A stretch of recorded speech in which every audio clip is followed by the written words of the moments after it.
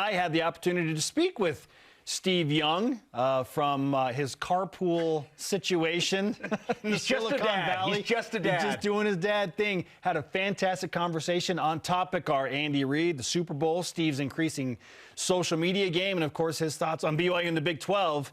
2-on-1 with Steve Young earlier this morning. Steve, I need to first and foremost compliment you on your increased role on social media. You've stepped up your social media game, and it is appreciated. So funny. My kids have been making fun of me for a long time. In fact, Dad, you don't do anything, and and I was like, it's better. My life is better. I don't want to have the hassle, but then they gave me such a hard time. I was like, okay, let me just peck away at it a little bit. And so then I didn't ever had an Instagram, so I got one. And they're like, Dad, it's embarrassing. You only have 1,000 followers. I have more followers than you do. It's embarrassing. And I'm like, well, I don't know what to do. What do you do? Buy them? Like, I don't know what to do. So maybe you guys can help me get some followers so my kids don't make fun of me so much. Jeez. All right, we're on the Steve Young, follow Steve Young on Instagram campaign today. I don't think it's going to take too much to ask people to follow Steve Young. I have a feeling that you're going to see an uptick in followers pretty quick. Well, I'm taking a beating at home, so feel free. But the reach is a little bit like alarming and weird, and I don't know what to say about it because I'm in church and it's the championship weekend, and the 49er game is on, and I got a taping, so I'll get it later. And I check the phone, and I see that Josh Johnson just threw a pass for the 49ers. And I'm like, what? What is going on? And then I do a little quick check, and it's like, oh my gosh, this is crazy. And then Josh Johnson gets hurt. I'm in the second hour, and Josh Johnson gets hurt.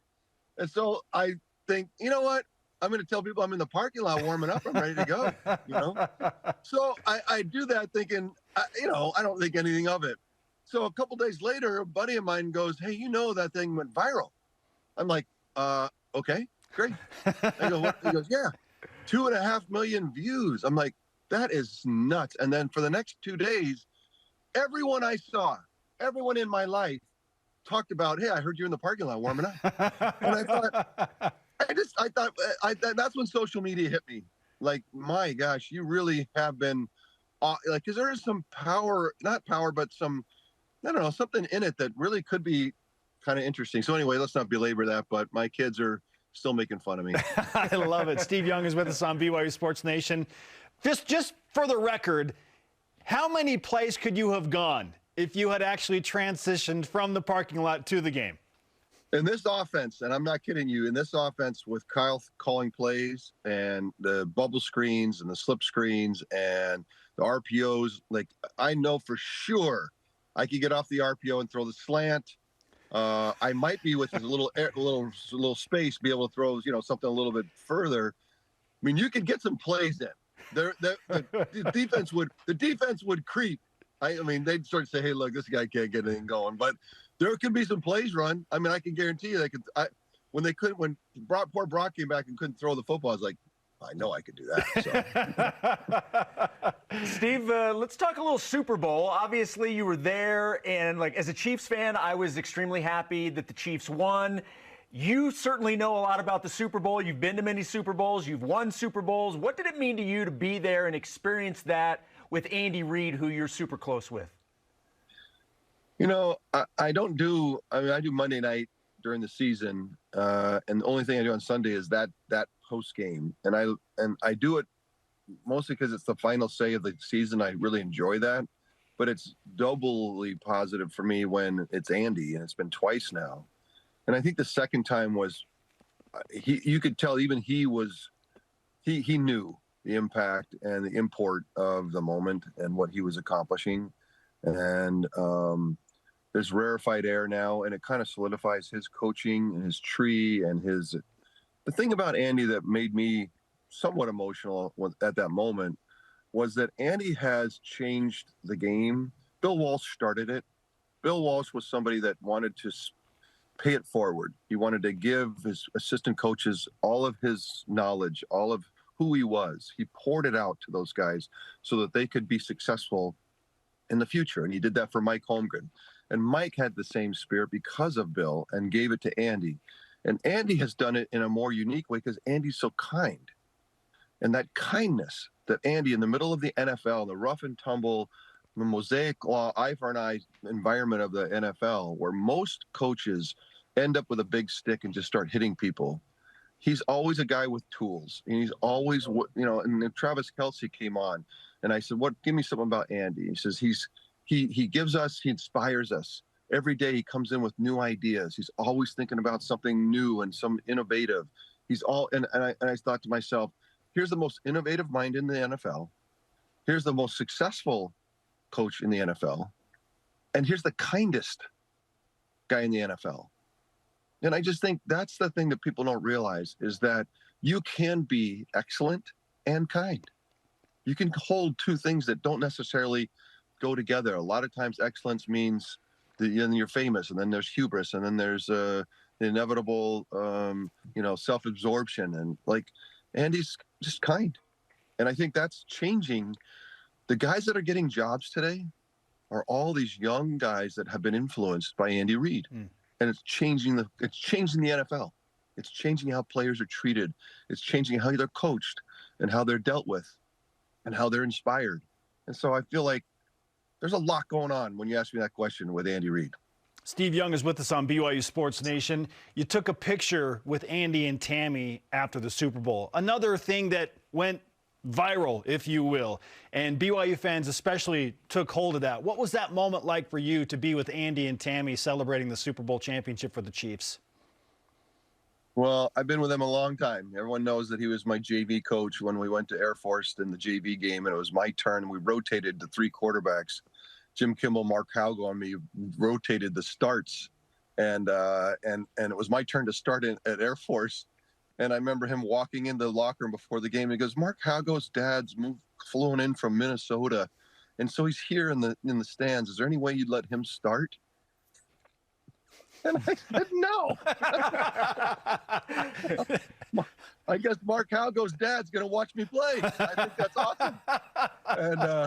And so that's where Andy and I started. That's how long, we've been together. And Tammy, and the ups and downs of their lives and the challenges of their lives. And so that was unfair for me to be there in that moment with all of those years and with Tammy to know what their lives have been like. It wasn't just like some coach coming by for an interview. It's like I've been part of their life for a long, long time. And so that's why it was, kind of triple special. All right, Steve, if we get a chance to ask Andy this, we're going to ask him the same question I'm about to ask you. But we were having a discussion on the show the other day about the best Cougar to ever be in the NFL. And we agreed it was you. Andy was second. Do you agree with what we've come down to?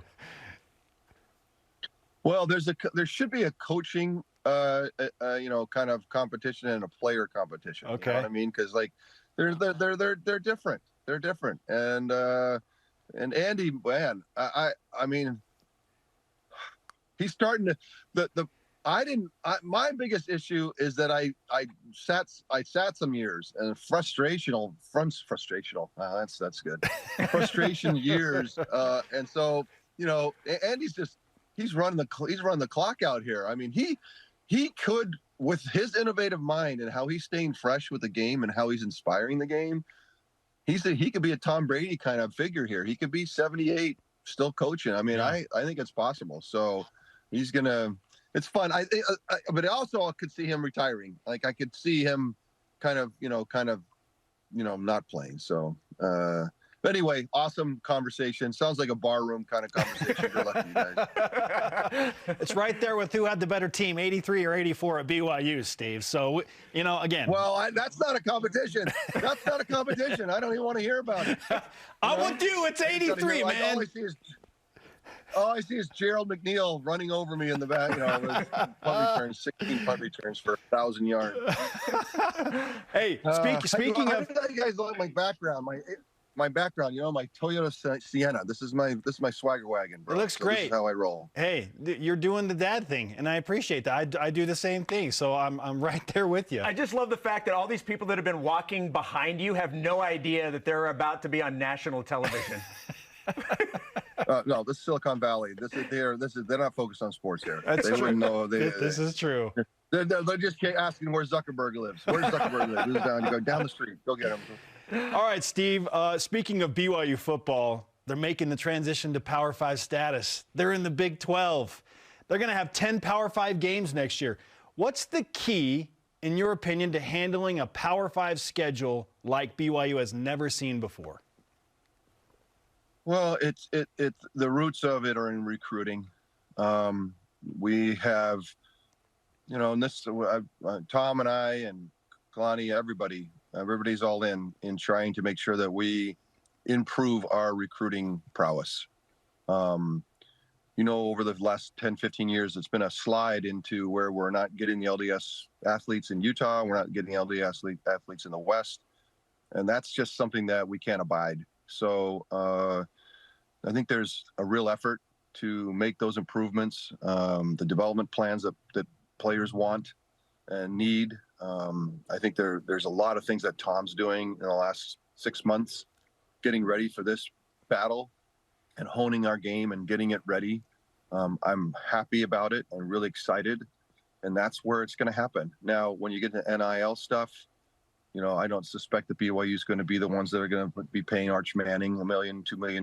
So there's a capitulation to that. We got to figure out how to get through that.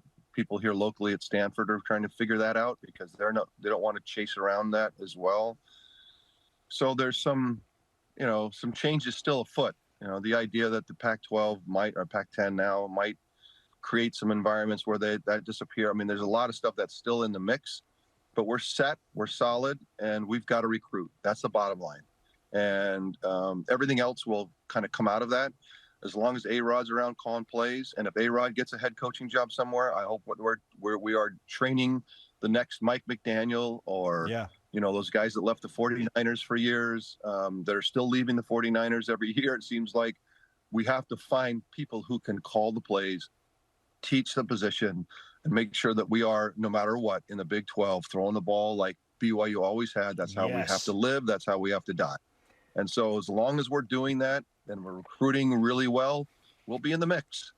But if we can't recruit better, then we don't want to be in the bottom rung, kind of the guys that, that are 4-8 in Big 12 schedule. We don't want to be, that's not where we want to be. We weren't there in Independence, and we don't want to be in the Big 12. So, and I think there's a lot to love about, everyone knows at BYU and what we can be. And I think it's about time to go find the full measure of who we can be. I think it'd be super cool. And there's a lot of alumni that are fired up about it and trying to help. And I think that Tom and Kalani are ready to go do it. So let's recruit. Let's help everyone. Like the whole community needs to help recruiting. I don't know how that works, but we've got to be, we have a worldwide missionary effort. We need a worldwide recruiting effort for BYU football too. All right, Steve, we appreciate the time. Live from his Toyota Sienna swagger wagon. Nobody does it like Steve Young in the Silicon Valley. 8 seats. Look at that. 8 seats, 14 cup holders. I love it, man. Hey, let's make this a monthly conversation because we still need to talk about Jaron Hall and Zach Wilson and Keaton Slovis and a bunch of other stuff. So let's do this again soon. Oh, wow. Yeah, we do have a lot to talk about. You're right. I forgot about that. Well, we covered the big ones, Andy. We covered Andy and the Big 12. Yes, so sir. We'll have time. I'm around. And, hey, look, just call me. I'm in the car. Pull over. And how you doing? And we can do it anytime, anywhere. So. You got it. Thanks so much, Steve. All right. See you, boys. The legendary Steve Young.